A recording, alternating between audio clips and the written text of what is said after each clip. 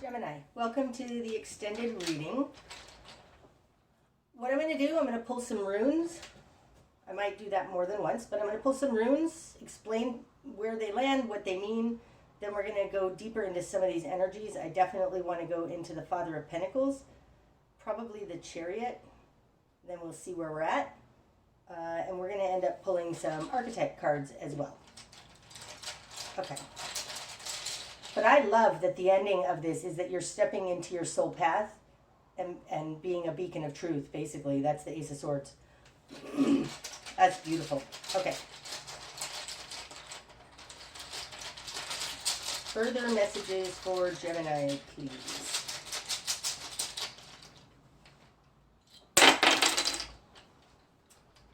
Okay. We're going to go into those in a minute. This rune keeps coming out. It's come out in all three now of the extendeds that I've done for this series of readings. I cannot remember the name of this rune, and I have not looked it up. But this rune stands for being in a defensive position. It's a little like the Seven of Wands. It's being on higher ground and defending yourself. But this rune talks about kind of life purpose, learning life lessons by being attacked, by being on the defensive, learning how to defend yourself. And it falls right here in between these ones. So this little conglomeration of cards is very important. I think it probably has to do with this Hierophant, the Father of Pentacles, you wanting to cut out what's going on and finding a balanced situation within. Okay, so I'm going to put this like this for now, just so that I'm not visually cluttering up the table. I do feel, Gemini, like you're being attacked or coerced. That word keeps coming up for me. Coerced. By society, by your job, by your bosses, by the government, something like that. And the gatekeeper on that is the Father of Pentacles. This is what you're going to struggle with. This person, I think, is going to attack you. Or at least you're learning how to defend yourself against this person. Because quite literally, this rune means defense. Because of this attack, you want to disassociate with it completely. But you're seeing something and not taking action. Oh, I didn't even realize that. You're not making the connections, and that is what this talks about in your Spark of Change. You're not seeing here with the Daughter of Swords. That's interesting. You want to just take off, but what you're not seeing is the bigger picture, the way all of these things are interacting. You're not seeing something, and because this is swords, I might say it's propaganda, right? Because that's what I said about this Hierophant with the Five of Wands. It feels very much like propaganda. Something hidden, and the change comes when you understand how one affects the other. This is what you need to defend. You need to defend the position that one affects the other. This leads to that, and it's being started here by propaganda and somebody forcing their will on you, represented by this Father of Pentacles. Okay. As we go out here, the other face-up rune is Laguz. So Laguz is flow. It's flowing with the universe, flowing with life. Allowing life to happen and you just riding the wave. This rune is more than that, though, in that it talks about your power comes from your ability to ride the waves. And it's falling up here on the Mother of Wands. So the Mother of Wands, instead of taking off like you want to do with this Daughter of Swords in reverse, the Mother of Wands is flowing with it and just protecting her family, her young. So there's something here about not cutting off your nose to spite your face. Flow with it. And I think that probably has to do with what's going to be shown is this unfairness, and that it's everything is not coming down. So since we're here, let's look at this one. Oh, that's awesome. Okay. This is Ewas. This rune speaks to soul journeys. It's interesting. It falls next to this chariot because it's like that. It's like you're embarking on a journey that is very, very important to your path. The chariot combined with this one looks a little like letting the universe lead. Ah, like what is happening right now is preordained. It feels like that. It feels like what is happening now is preordained. It looks bad, but it's actually in the end not bad. Following, it stands for horse, okay? This rune literally translates as horse. It's like the rider on the horse can sit there and kick and whip and steer the horse all they want, but if they let that horse go in the direction that the horse is meant to go, the horse will carry that rider safely to a new place. Safely, assuredly. Horses are one of the most sure-footed creatures on earth. I thought the gardeners were done. Sorry about the outside noise. So this speaks to that. You're being taken to a place that, although it looks really bad, it's not actually bad. In the end, it's going to be perfect. And you need to allow the universe to lead. Absolutely. Okay.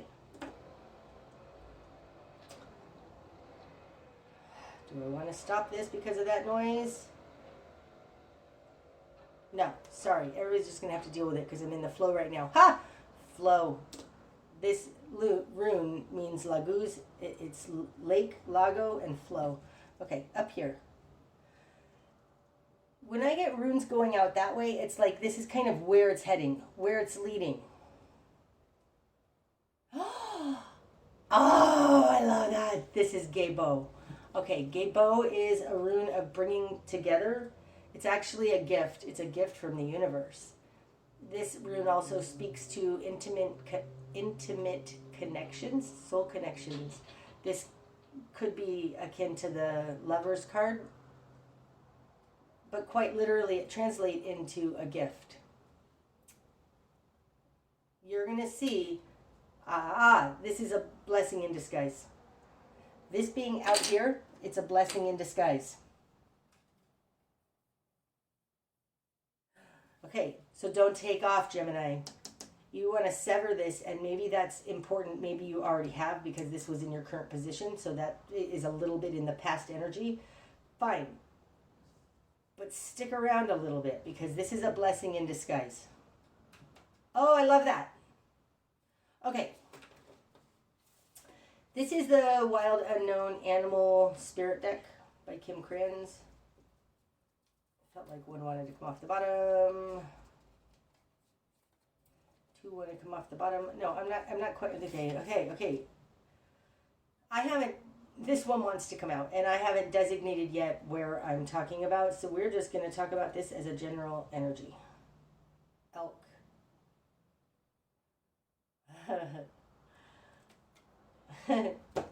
Elk is very much like this combination. Elk moves forward in the world. It's different than buffalo and bear. Buffalo and bear are both very, very grounded. Elk has an antenna system to higher realms. Do you see that?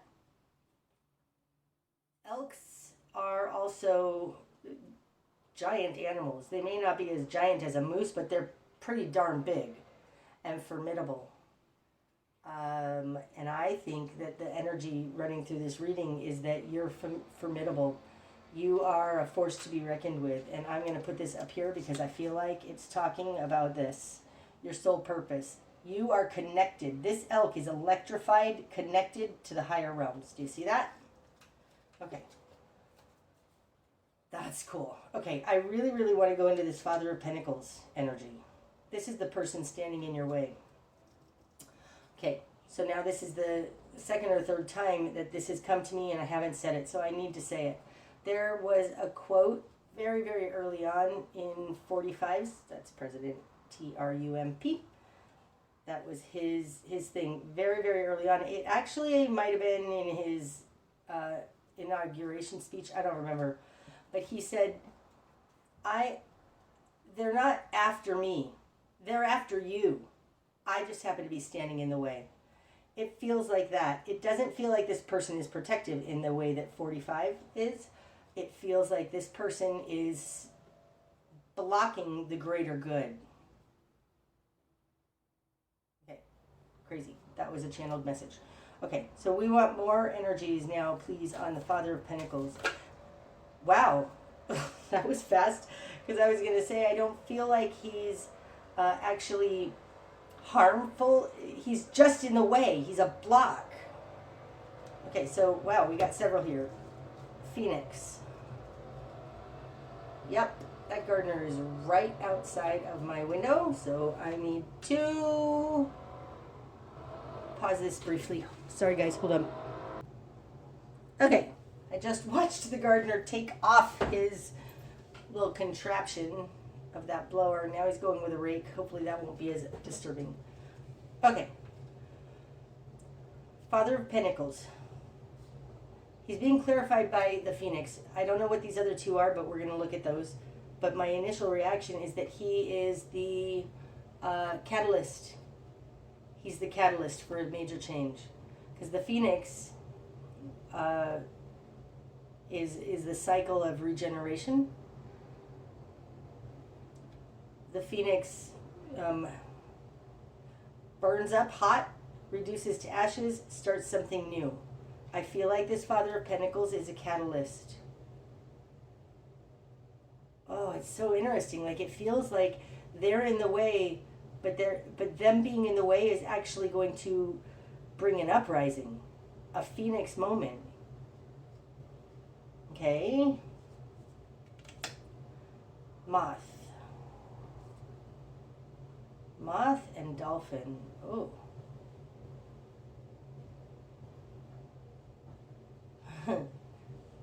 Okay. Moth oftentimes talks to hidden realms, but right now it looks to me like a moth to a flame. Like it feels like blindly, unconsciously moving towards the light. This feels a little like the awakening. It feels like, oh, a moth to a flame, really? The Phoenix has a giant flame. Somehow this Father of Pentacles is a catalyst for the light. And all the moths, all the people who aren't awake, are going to move towards it because of this catalyst. Into pure joy. Oh, into higher consciousness. Dolphins are incredibly high vibration wise beings.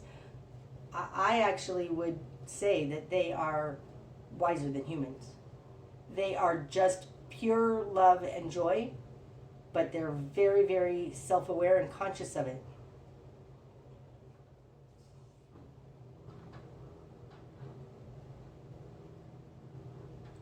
I feel like this Phoenix, whatever's happening here, you guys, this Phoenix, this catalyst by the Father of Pentacles that is going to cause an uprising, the moths are going to be attracted to this flame, and it's going to lead to a joyful elevation in frequency. Wow, that is not the energy I expected to get off of this Father of Pentacles. I thought he was a jerk. He might be a jerk, but he is actually a Phoenix. He's causing some kind of instrumental movement that's going to bring the masses into a state of joy. Wow. Okay. I love that so much. We're going to put this like that because he is now the Phoenix. What? Okay, I also want to go into the Chariot. So this, as we went through this, so where you're going to struggle this Fall of Pentacles, what needs to fall away is the Chariot. So what kind of, now I feel like this is a pushing energy. This is an energy that's running forward. I read it as you in the general reading. I still feel like that. This may be talking about what is falling away, what is burning away to start something new. What needs to fall away is this kind of energy. Okay, information on the Chariot, please.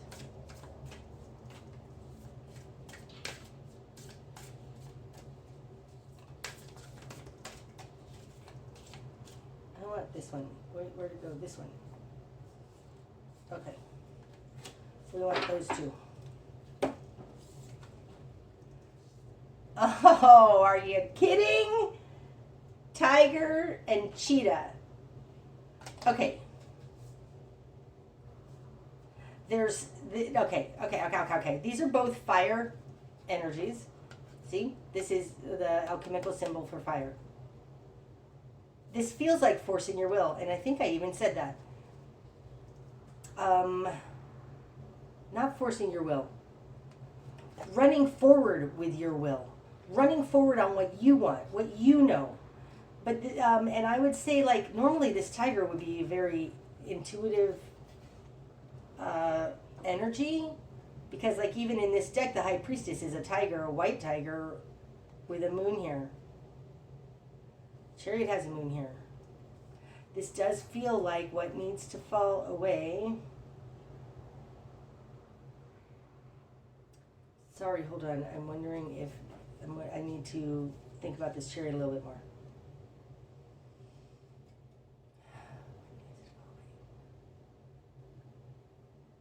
Yeah, The Chariot in the position in my spread here. The Chariot represents will, man's will. Man's will needs to fall away. I think because we're just running on passion. Now this is an interior passion and an exterior passion. And I would say that this is masculine and feminine fire.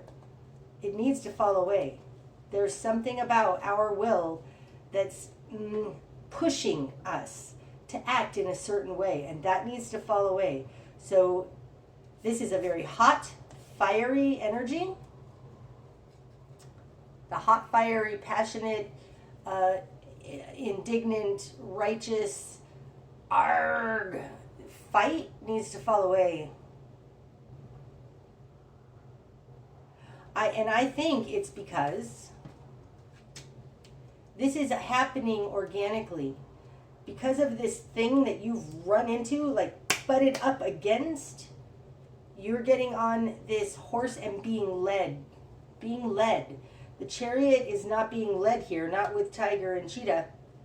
The Chariot is with Tiger and Cheetah running full force. This is saying be leadable.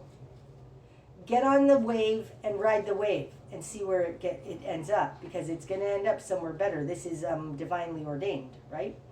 Okay. Cool. Any more I want to go in on like that?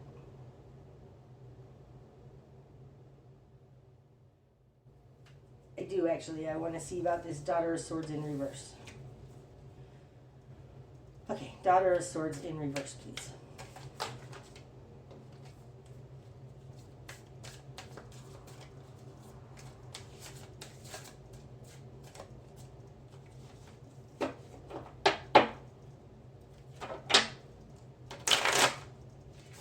Well, that one, see how that one just slipped right off the top. Two of them. Ooh, zebra and dragon. Oh, so good. Okay, so this Daughter of Swords, what you're realizing, okay, because Daughter of Swords, she knows something, but in reverse, she's not quite sure of what she knows, has to do with zebra and dragon. Okay, so let's talk about dragon first. Dragon represents the heart chakra. It represents our connection to the divine, what we've always known. It represents our Akashic records. Now, there are in this deck only 7 cards that have this symbol. This is a symbol for the divine. It's a symbol for ether, spiritual things. None of these cards are physical things on the earth plane. Dragon really, it represents a deep heritage of what we've always known. And it's being clarified by Zebra. It's like this deep knowing is finally coming to the forefront of our awareness. And I find it super interesting that the direction you need to head was to just hold this awareness. You see how those are the same thing? This 3 of Wands in reverse, because it's in reverse, is in the exact same placement as this, the third eye on this zebra. So I think that we're in a time right now, Gemini, of coming to awareness on it and just knowing. It doesn't take action. As a matter of fact, action will detract from this knowing. And I think that's why this action needs to fall away. Now it's interesting. These are both fire, like I said, and this alchemical symbol for fire is an upward pointing triangle, which is like these two, upward pointing triangles. But do you see the biggest difference there? One of them is a portal to other realms, and one of them is not. So this has to do with what needs to fall away is our will alone. Because what we're gaining insight to is God's will, the divine, the bigger picture, something quantum. Wow. That is this Daughter of Swords. You need to wait and hold, Gemini, because you are coming to a new awareness, a new understanding where you are fully connected to the divine. Even this dragon is rainbow colored. But really, this talks about the Akashic records, things that you've known for your entire multi-lives. It's always been there. It's always been your purpose. Now, I would liken this even to a starseed in that, like, it's always been your purpose to awaken right now. And I think that this thing that you're running up against, that's causing you to be defensive, that's attacking you, it's personified as this Father of Pentacles, is actually a catalyst for your awakening at the very least, but I think it's turning into a mass awakening. Oh, so cool. Okay. I don't feel like throwing any more runes or anything. I feel like this is very complete. So let's get... It's so beautiful. Let's get... I want that. I don't know why. And I want that too. I did shuffle these archetype cards before doing this reading. So really I don't feel any need to shuffle them again. These are the Wild Unknown Archetypes by Kim Kranz. It's going to give us an idea of the general archetypes of energy. They're eternal. They aren't wavering, that you are dealing with right now. We've got the Kiss, which is number 60. And the Ocean, 35. So we are going to read that. Okay, that's interesting how I put these down and just straightened that out. I feel like, and we're going to read, I don't know. It looks like we're going from the Kiss into the ocean. We're being taken into the ocean. But let's see what they say, and maybe I'm totally wrong on that. Let's see. The Kiss, number 60.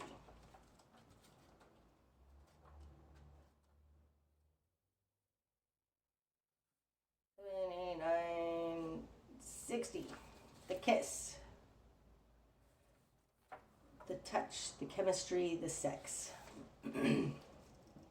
Before a first kiss, the air is electrified. Each breath is alive with possibility and magic. What will their lips be like? Their tongue? Do they want me in return? The archetypal energy of the kiss is a heightened sensation of merging with other, of letting in what was moments ago separate. Two become one. It is risky but beautiful business. These moments forever change us as we move past the solitary self towards union and acceptance. This card suggests true intimacy is around the corner, which requires bravery and surrender. When the kiss takes a non-human form, it may be experienced as touching the sacred, hearing a whisper, or being graced by a divine being. You will recognize the presence of the kiss by cold chills and an awakening of the heart. Okay. That's awesome. It's like we're on the precipice, you guys. That's so cool. We're on the precipice, stepping into our life purpose and being electrified by our connection to the all. Okay, let's read the ocean, 35.